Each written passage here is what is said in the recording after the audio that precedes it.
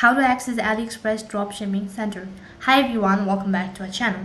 In today's episode, I'll be showing you how you can access AliExpress Dropshipping Center. So then to begin with, check your internet connection in and open up a web browser, log in into your AliExpress.com. For that, you need to type in AliExpress.com.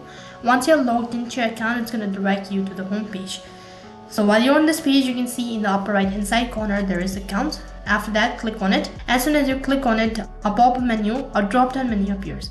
From the list, you need to go ahead and tap on My Orders. As soon as you've done that, it's going to take you to the other interface. You'll be able to see DS Center. After that, you need to tap on it. You'll be able to find this option in the left-hand sidebar.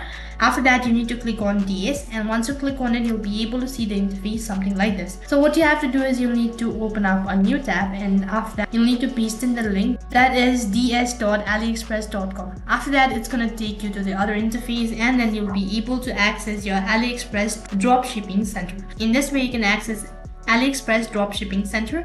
That is all for this video. I hope the video was helpful. If it did really help you, make sure to like, share and subscribe to our channel. Thank you for watching. See you in the next video.